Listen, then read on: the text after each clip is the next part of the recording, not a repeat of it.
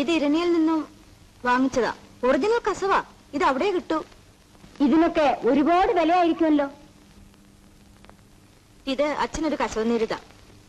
ദേ ആ ബുക്ക് എവിടെ? വരൂ, വന്നിട്ട് അച്ഛനെ കണ്ടില്ല. നീ മുമ്പേ പോയിക്കോ, എനിക്ക് സുകുമാരനോട് അല്പം സംസാരിക്കാനുണ്ട്. ഇനിയിപ്പോ ഭാരതി കുഞ്ഞ് കോളേജിൽ നിന്ന് വരുമ്പോഴായിരിക്കും ആകെ ഒരു ബഹളം. അച്ഛാ, നീ എപ്പോ വന്നു മോളെ? അച്ഛൻ അറിഞ്ഞില്ലല്ലോ. അല്ല, സുഖ എവിടെ? അമ്മ അറസ്റ്റ് ചെയ്ത് താഴെ നിർത്തിയിരിക്കുന്നു. God save the king. ഇത് ഞാൻ അച്ഛന് വാങ്ങിച്ചതാ. ഇത് അദ്ദേഹത്തിന്റെ സമ്മാനം. The cultural heritage of India. Good.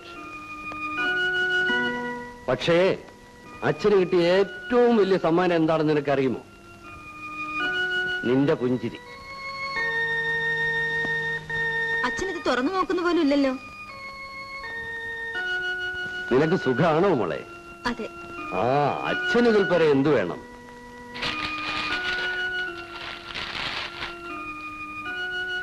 അമ്പലത്തിൽ പോവാൻ. അതാണ് ഞാൻ പറഞ്ഞത്. ഇല്ലാത്ത കാശുണ്ടാക്കി ഈ സമ്മാനങ്ങളൊക്കെ വാങ്ങിച്ചിട്ട് എന്താ കാര്യം? ശമ്പളം മാത്രമേ ഉള്ളൂ വരവ്. അവളെ ദൂർത്തടിക്കാൻ സമ്മതിക്കരുത്. വരവ് കുറവായിരിക്കും, പക്ഷെ വേണ്ടതൊക്കെ ചെയ്യണമല്ലോ. അങ്ങനെയൊന്നും പറഞ്ഞാൽ പറ്റില്ല.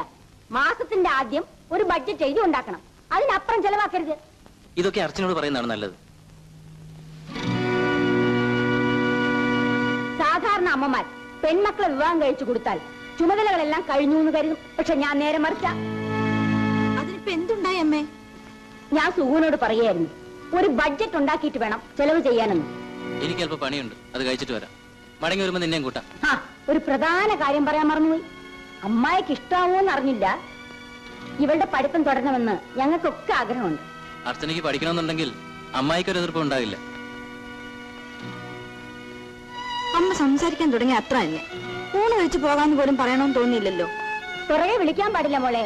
ഏതായാലും തിരിച്ചു വരുമല്ലോ.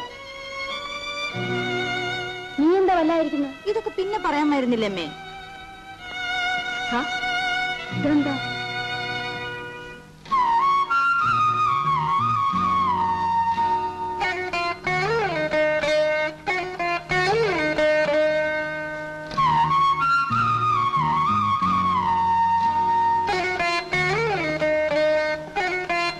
അമ്മ എന്തുമാത്രം നിർബന്ധിച്ചു. ഒരു ദിവസം അവിടെ കഴിയാമായിരുന്നില്ലേ? ഈ കൊച്ചുമുറിയിലിരിക്കുമ്പോഴാണ് നീയുമായുള്ള അടുപ്പത്തെ പറ്റി ഞാൻ ബോധവാനാകുന്നത്. മതി.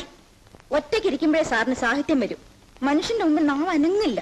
വരട്ടെ, എന്നെയും കൂട്ടുകാരുടെ വീട്ടിലേക്ക് കൊണ്ടുപോയില്ലേ? അപ്പൊ കാണാം.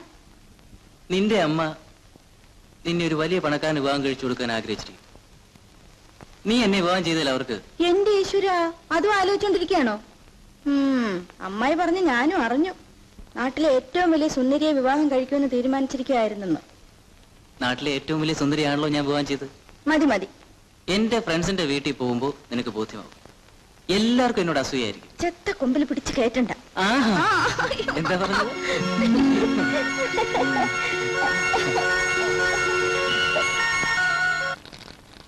മോൾക്ക് അവന്റെ ദേഷ്യം അറിയില്ലല്ലോ. ചോറിലെങ്ങാനും ഒരു കല്ല് കിടന്നാ മതി, അപ്പൊ ഊണ് മതിയാക്കി എണീറ്റ് പോകും. ഞാൻ ചോദിക്കും, ഇങ്ങനെ ചുണ്ടിയാൽ എങ്ങനെയാ കുട്ടികളെ പഠിപ്പിക്കുന്നതെന്ന്.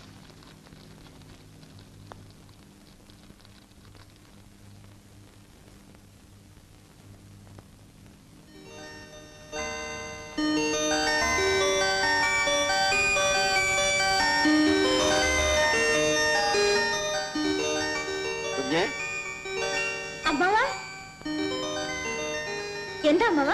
എന്താ വിശേഷം? കുഞ്ഞ് എന്താ അവിടെ ചെയ്തുകൊണ്ടിരുന്നത്? അരിന്ന് കല്ല് പുറക്കായിരുന്നു. അങ്ങനെ വേണം കുഞ്ഞ് പെൺകുട്ടികളായാൽ. വീട്ടിൽ എന്തൊക്കെയാ വിശേഷം എന്നാണ് നായരെ? വിശേഷം ഇവിടെയല്ലേ. പുസ്തകം വായനയും റേഡിയോ പാട്ട് കേൾപ്പും സിനിമ കാണുകയായിട്ട് കഴിഞ്ഞ ആളുകള് അരിയിലെ കല്ല് പറക്കണം. ഇവിടെ ഞാനും വേലക്കാരിയുമുണ്ട്. പരിചയമില്ലാത്തൊന്നും വേണ്ടെന്ന് എത്ര പ്രാവശ്യമാ പറയുക. നല്ല കാര്യം. പെൺകുട്ടികളായാൽ അല്പസ്വല്പം വീട്ടുകാര്യങ്ങളൊക്കെ നോക്കണം, എങ്കിലേ വീട്ടമ്മയാവൂ. വന്ന കാര്യം പറഞ്ഞില്ലല്ലോ അമ്മവ.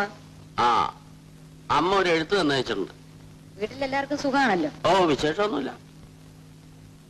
നാളെ ഇളയച്ചനും ഇളയമ്മയും സ്റ്റേറ്റ്സിന് വരുന്നു. വീട്ടിലേക്ക് ചെല്ലണമെന്ന കത്ത്. അതിനെന്താ, പോകാമല്ലോ. വരാന്ന് പറഞ്ഞേക്കൂ. അദ്ദേഹം കുളിക്കുക.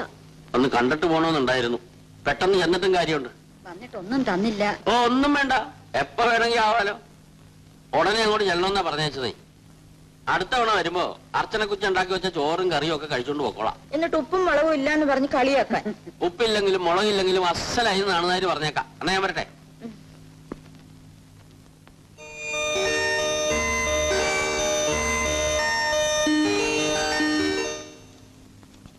അമ്മച്ചി താക്കോലിതാ തിണ്ണയിൽ വെച്ച് മറന്നു. എനിക്കിപ്പോ ഓർമ്മയെന്ന് പറയുന്നതേ ഇല്ല. ഈ താക്കോല് മോള് തന്നെ വെച്ചു. ഞാനോ? അതെ, ഇത് സുകുമാരന്റെ അമ്മ എന്നെ ഏൽപ്പിച്ച താക്കോല. ഇത്രയും കാലം ഞാനിത് സൂക്ഷിച്ചു. ഇനി വയ്യ. അത് പറ്റില്ല.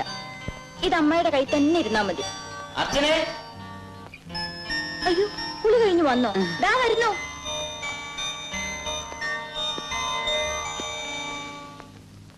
കുളി കഴിഞ്ഞെത്തിയിട്ട് നേരെ എത്രയെന്നറിയോ? എന്താ വിളിച്ചത്? കോളേജ് പോയി നേരമായി. ഡ്രസ് ചെയ്യണ്ടേ?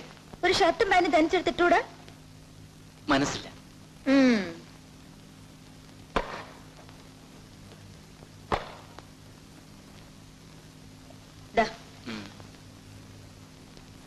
വേഗം ഇടൂ.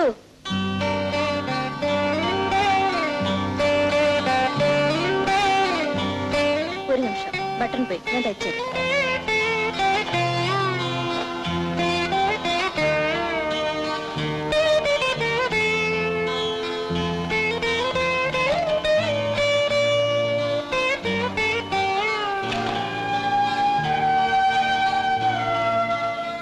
എന്റെ നെഞ്ചൊന്നും കുത്തി കയറരുത്. എന്നാൽ എനിക്കല്ലേ നോവുക, അതിനകത്തിരിക്കുന്ന ഞാനല്ലേ. ആ, എന്തായിരുന്നു ഡിസ്കഷൻ? ഇവിടെ മറ്റെന്താ ഡിസ്കഷൻ? എല്ലാം ഗൃഹനാഥനെ പറ്റി തന്നെ. എന്താ അമ്മായി വല്ലതും പറഞ്ഞു? പറഞ്ഞു, കുഞ്ഞുമോന് ഭയങ്കര തലക്കനമാണെന്ന്. എന്താ അങ്ങനെ പറയാൻ? എന്താ പറഞ്ഞാൽ കാര്യസത്യമല്ലേ, എനിക്കറിയാവുന്ന കാര്യമല്ലേ.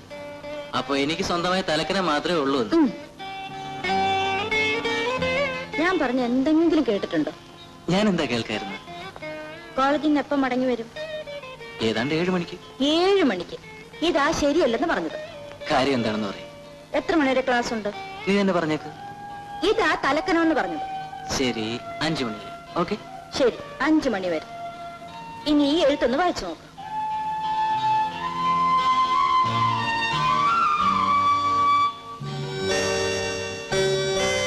ഇതിനാണോ? പോയിക്കോളൂ. ഞാൻ തനിച്ചു പോവാനോ? ആരെങ്കിലും ആവശ്യമില്ലാത്ത കാര്യങ്ങൾ പഠിപ്പിക്കാനും ഉപദേശിക്കാനും വന്നാൽ എനിക്ക് സഹിക്കാനാവില്ല. ബോറാണ്. വേണ്ട, സഹിക്കണ്ട.